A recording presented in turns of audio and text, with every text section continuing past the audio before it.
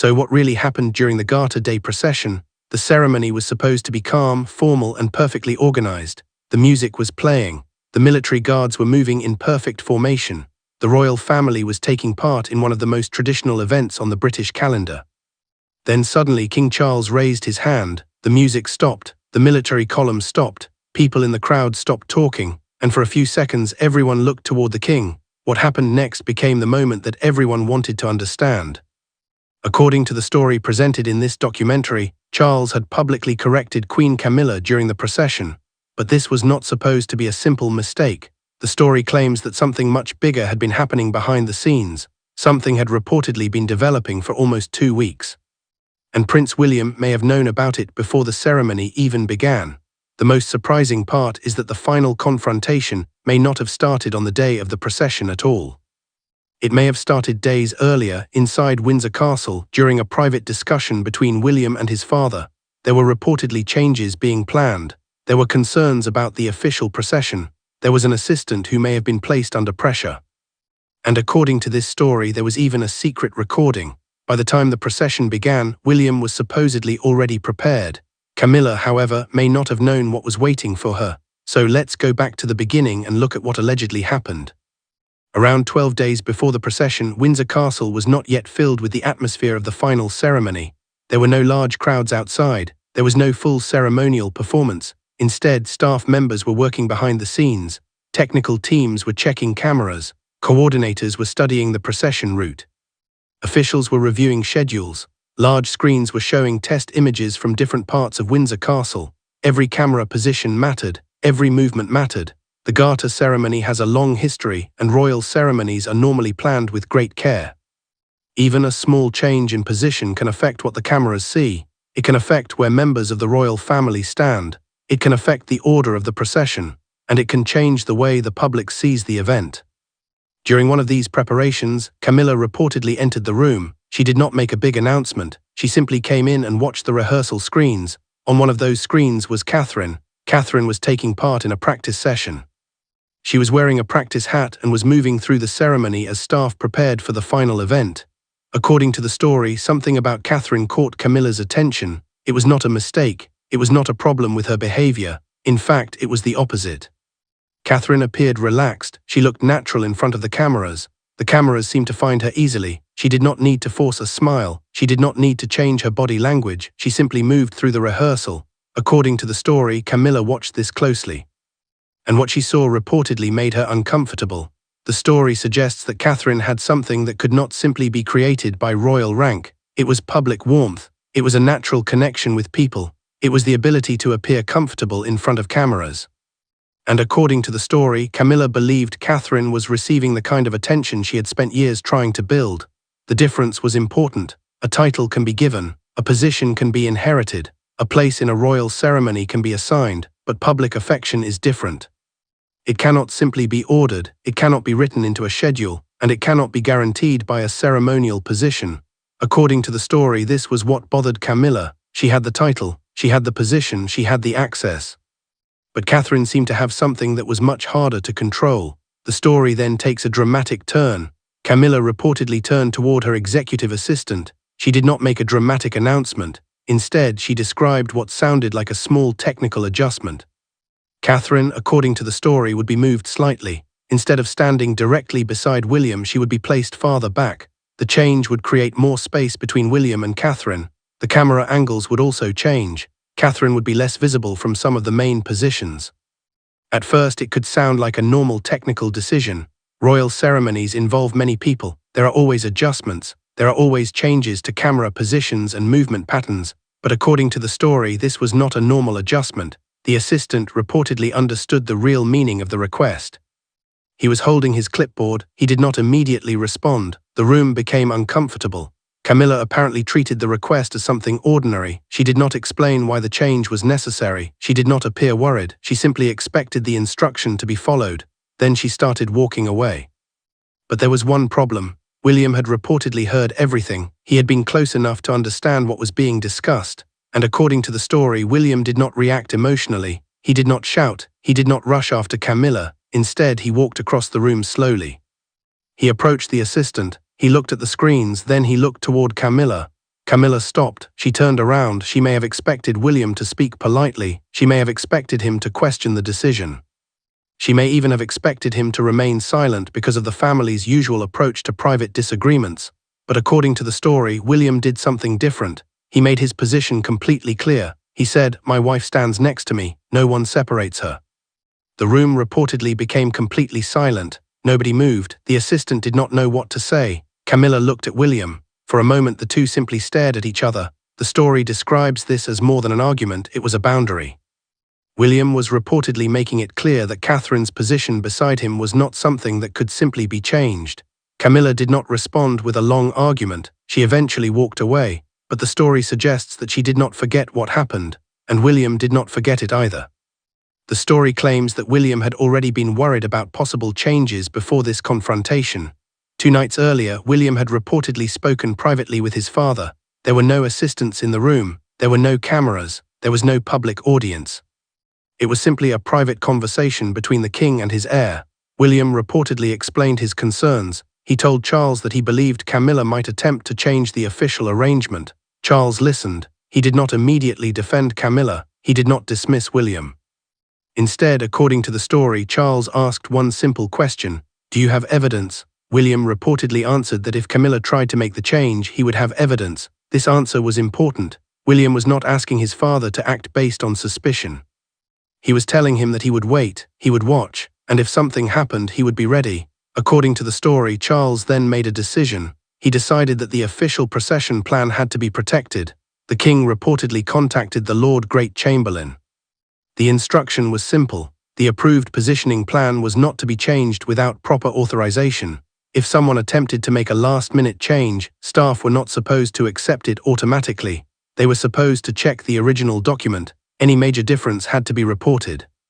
This meant that the official plan was now being closely protected.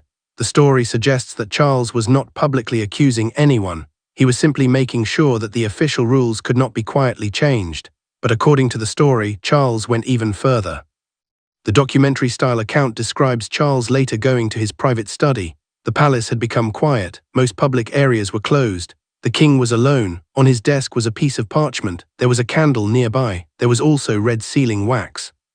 According to the story, Charles used his personal sign ring to seal the document. The scene is described in almost cinematic detail. The wax was heated, it softened, it was placed onto the parchment. Then the ring was pressed into the warm wax, the seal hardened.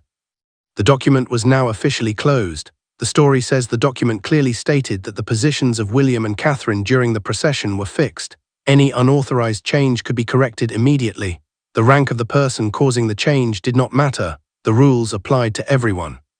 Camilla's name did not have to appear. The document was about the ceremony itself, but if someone attempted to change the arrangement, the instruction could be enforced. Charles reportedly placed the sealed document in a folder. It would later be delivered to the appropriate officials. Then he left the room.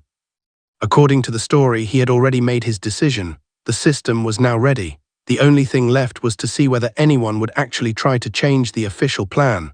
The night before the ceremony, the story says Camilla was awake. She was reportedly thinking about the rehearsal. She remembered seeing Catherine on the screens. She remembered the position beside William, and she reportedly believed that she needed to change that arrangement. According to the story, Camilla created her own positioning chart. It was not the official chart, it was handwritten. The new plan created a gap between William and Catherine. That gap was important. It could allow another person to move into the space. The story suggests that this person was Camilla. She allegedly believed that by changing the official chart, she could create the position she wanted. She then called her executive assistant. He came to her room. She showed him the handwritten plan. According to the story, the assistant immediately understood the danger. He knew the official plan had already been approved. He knew that changing it without authorization could have serious consequences. But the story claims that Camilla pressured him. She allegedly used information she knew about him to make him cooperate. The assistant eventually took the handwritten chart. He reportedly went to the operations area. The building was quiet. Staff were moving between different duties. According to the story, he waited for the right moment. Then he opened the folder containing the official plan. He removed the legitimate document. He inserted Camilla's handwritten version. Then he closed the folder. The entire change reportedly took less than a minute, but there was another problem. Someone was watching. According to the story, William had access to footage from the operations room. A camera was allegedly hidden inside the room. The camera supposedly captured the assistant entering the area. It captured him opening the folder. It captured him removing the original chart. And it captured him putting the handwritten chart in its place. William reportedly watched the footage from a private room. The screen showed everything. There was no need to guess. There was no need to rely on rumors. The footage appeared to show exactly what had happened. And most importantly, the handwritten chart could reportedly be connected to Camilla. William saved the footage. He did not immediately confront anyone. He waited. The story suggests that William understood something important. If he confronted Camilla too early, she might deny everything. If he acted before the ceremony, the situation could become a private family argument. But if he waited until the official event, the difference between the approved plan and the changed plan would become obvious. William reportedly chose to wait. Camilla, meanwhile, believed her plan had worked. She did not know that William had seen the entire operation. She did not know that evidence existed, and she did not know that Charles had already prepared the official response. Then came the day of the Garter procession. Windsor was filled with ceremony. The military guards were ready. The musicians were ready, the crowds were gathered, the cameras were positioned, royal guests were present, the procession began. At first everything looked normal. The brass instruments played, the guards moved in formation. The royal family followed the planned route. Every movement appeared controlled. But then Camilla reportedly changed her pace. It was not a huge movement, it was small, but according to the story it was deliberate. She moved slightly forward. Then she moved toward the space between William and Catherine. That space was not supposed to be there, but it was there. The story claims it existed because of the altered positioning chart. Camilla stepped into it. For a brief moment the procession continued, but people noticed, the attendants noticed, the cameras noticed, the military escorts noticed. Catherine also noticed, but she remained calm. She did not show panic. She did not argue, she did not turn the moment into a public scene. Instead, she kept her composure. Then something unexpected happened. King Charles raised his hand, the music stopped, the entire procession stopped. The silence was immediate. People in the crowd were confused. The cameras turned toward the king. Charles stepped out of his position. He walked toward Camilla. His face was serious. He did not appear to be shouting. He did not need to. According to the story, the ceremonial microphone carried his words clearly. He told Camilla to return to her original position immediately. Camilla reportedly froze. For a moment she did not move. The expression on her face changed. She had expected her plan to work. Instead, the king had stopped everything, and he had done it publicly. There was no way to quietly hide what had happened. William then moved toward Catherine. He took her hand. He stood beside her. His body position made it clear that Catherine was staying beside him. The moment lasted only a short time, maybe 30 seconds, maybe 40. Then the music started again. The guards moved again. The procession continued, but the atmosphere had changed. Everyone had seen the interruption, and everyone wanted to know why. After the ceremony, the public saw the procession continue, but behind the doors, according to the story, the atmosphere was very different. The royal family reportedly gathered in a private room. Camilla was angry. She felt humiliated. She had been corrected in front of the cameras. She had been stopped by her husband, the king, and she believed that someone had betrayed her. She reportedly turned toward Charles. She demanded to know how he could allow such a thing to happen. Her emotions were strong. She had spent years building her position within the royal family. Now, according to the story, she believed that position had been damaged publicly. But Catherine reportedly responded calmly. She did not shout. She did not insult Camilla. Instead, she spoke directly. She told Camilla that she could not blame other people for what had happened. According to the story, Catherine accused her of deliberately trying to separate William and Catherine in front of the cameras. She said the plan had been deliberate. She suggested that fear had motivated the action. Camilla reportedly reacted with disbelief. She believed that the physical evidence was gone. She believed the changed chart could not be traced back to her. But William then placed a tablet on the table. He played the footage. Everyone could see what had happened.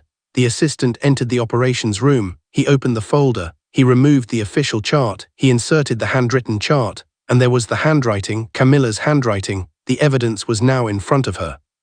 Then William placed the handwritten chart itself on the table. Camilla could see the plan she had created. Then Charles placed his sealed document beside it. This was the document prepared before the ceremony. The official instructions had already been established.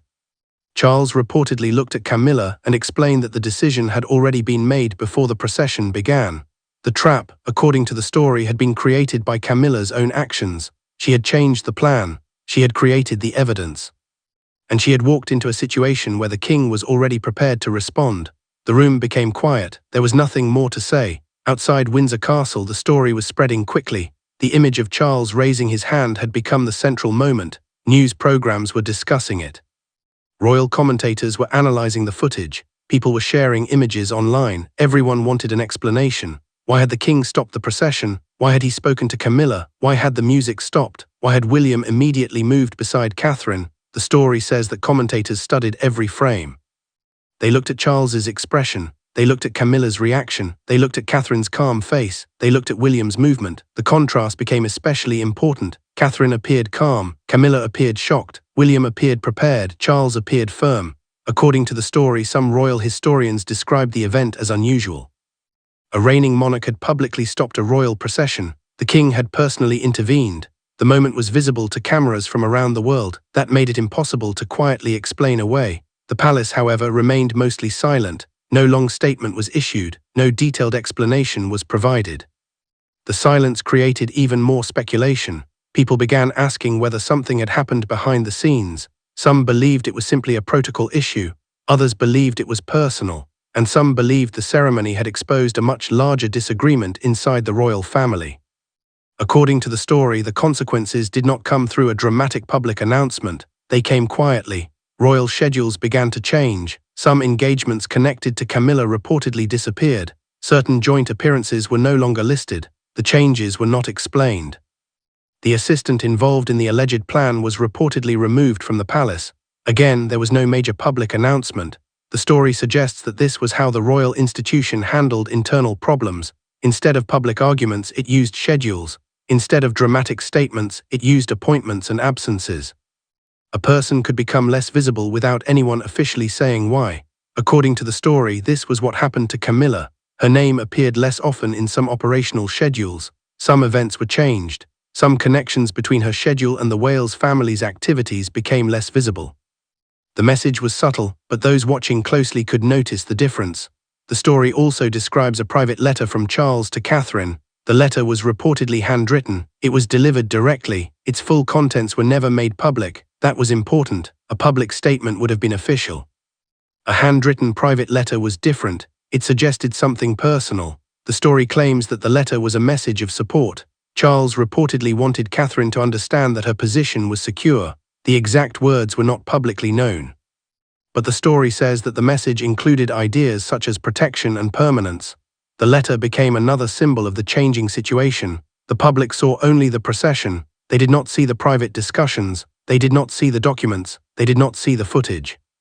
They did not see the private letter. They only saw Charles raise his hand. But according to the story, that single moment was the visible part of a much larger process. The following morning, Windsor Castle returned to normal. The sun rose over the old stone buildings. Staff members returned to their duties. Ceremonial workers continued their routines. The institution did not stop because of the previous day's drama. That was one of the defining features of the monarchy described in the story. It continues. Events continue. Schedules continue. Official duties continue. Even when family problems become serious, the institution still has to operate. But something had reportedly changed. The story says that a ceremonial object connected with Windsor was transferred by private instruction. Again, there was no major announcement. There was simply a change. The story presents this as another quiet sign that Camilla's position had become different. William and Catherine later arrived together. They walked side by side. There was no major ceremony around their arrival. They simply appeared together. But the meaning, according to the story, was clear. They were together. They were not being separated. They were continuing their duties, and they looked calm. Charles later greeted them. His greeting was formal, but the story suggests there was a small difference. His handshake lasted longer. His eye contact was more direct. It was subtle. But to people watching closely, it appeared to show support. Camilla was not there. The palace gave only a short explanation. She was staying at a private residence. No detailed timeline was given. No long statement followed. Again, the palace said very little. But her absence became part of the story. In the days that followed, royal life continued. William and Catherine continued their public duties. Charles continued his responsibilities as king. The palace continued publishing schedules. But according to the story, Camilla's role became less visible. Some events disappeared from the calendar. Some joint appearances were no longer seen. Some ceremonial spaces she had previously used became less familiar. The story describes this as a quiet change in the balance of power. Nothing had been announced, but something had changed, and that is often how royal decisions appear. They do not always arrive with a press conference. Sometimes they appear through schedules, sometimes through invitations, sometimes through who stands beside whom, sometimes through who is present, and sometimes through who is absent. The story argues that these small details can reveal more than an official statement. William had protected Catherine, but according to the story, the experience also changed him. He had spent much of his life learning how the royal institution worked. He knew that public emotional reactions could create bigger problems. He knew that accusations without evidence could be denied. He knew that private disagreements could become public scandals, so he waited, he watched, he collected evidence, and then he acted when the evidence was available. The story presents this as a major change in William. He was no longer simply trying to keep peace. He was protecting his wife and his position. He had learned to use the same institutional methods that the monarchy had used for generations: documents, procedures, evidence, timing, and authority. He did not need to shout. He did not need to threaten anyone. He simply needed to be prepared. And according to the story, he was. Catherine also faced pressure. She had been placed in the center of a public dispute. Millions of people were watching, yet she reportedly remained calm. That calm became one of the most discussed parts of the story. She did not react dramatically during the procession. She did not give the cameras an emotional moment. She simply stayed composed. Later, behind closed doors, she reportedly spoke clearly. The story suggests that this was important. Catherine was not trying to win a public argument. She was trying to state what had happened. According to the story, she believed the attempt to separate her from William had been deliberate. She believed it had been motivated by fear, and she believed that the responsibility belonged to the person who created the situation. Her response was simple. Do not blame someone else for a decision you made yourself. That became one of the strongest moments of the private confrontation.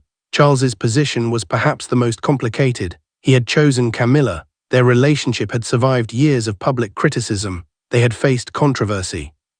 They had faced difficult public opinion. Over time, Camilla became an accepted part of the royal family. Eventually, she became queen consort. According to the story, Charles had defended that relationship for years. That made the alleged confrontation even more painful. If the story is accepted as presented, Charles was not simply correcting another member of the royal family. He was correcting the woman he had supported for decades. He had to choose between personal loyalty and institutional authority. And according to the story, he chose the institution. That did not mean he felt nothing. The story suggests that the decision carried emotional cost. He had supported Camilla for years, but as king, he was responsible for the official operation of the monarchy. The procession had rules. The approved plan had rules. And those rules were expected to apply to everyone. That was the difficult choice Charles reportedly made. For Camilla, the story suggests that the biggest loss was not simply a position in one procession. It was trust. A royal position can sometimes be changed. A schedule can be changed.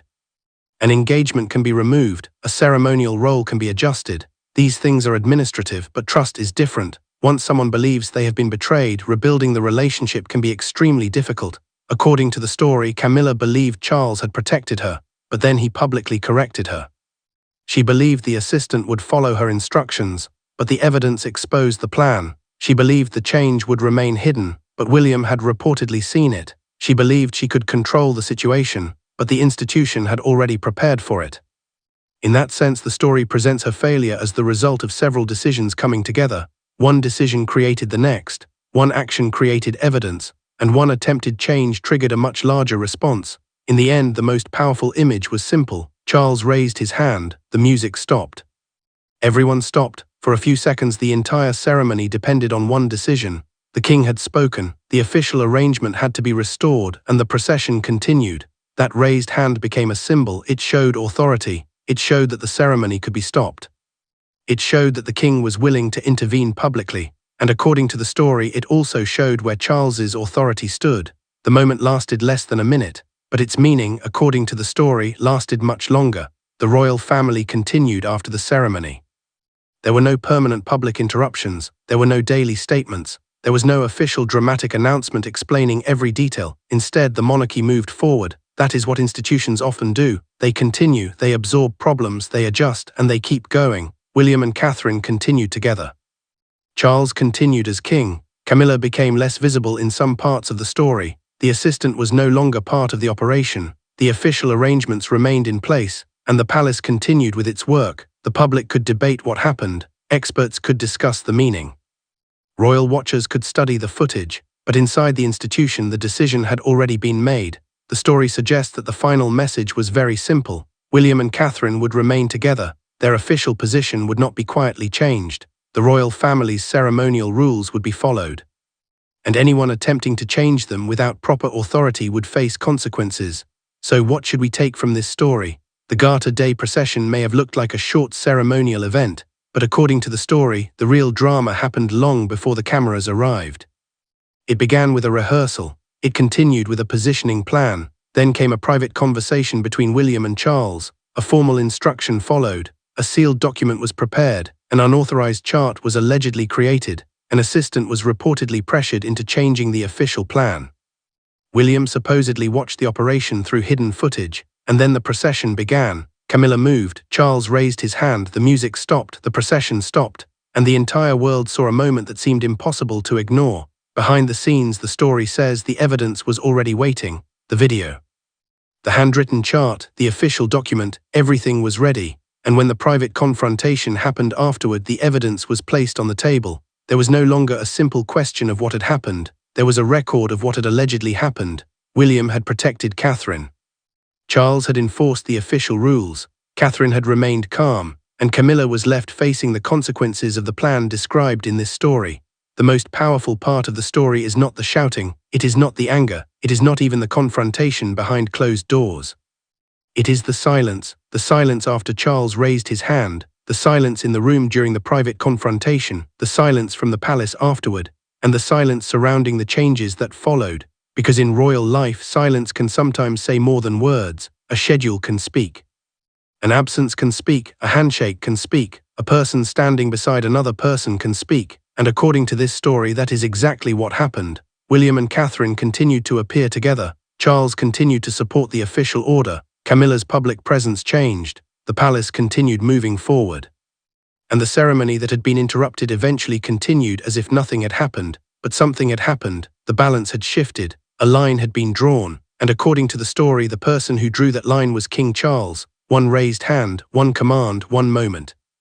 And according to the story, the entire situation changed. The lesson of the story is simple. Power inside a royal institution is not always shown through speeches. Sometimes it is shown through procedure, sometimes through documents, sometimes through decisions made quietly at night. And sometimes, in front of the entire world, it is shown with nothing more than a raised hand. The procession moved again, the music returned, the crowds continued watching, but the moment had already become history, and according to this story, there would be no further question. William and Catherine would stand together, the official order would remain in place, and Windsor Castle would move forward, not because every problem had disappeared, but because the institution had made its decision, and once that decision had been made, everything else had to follow.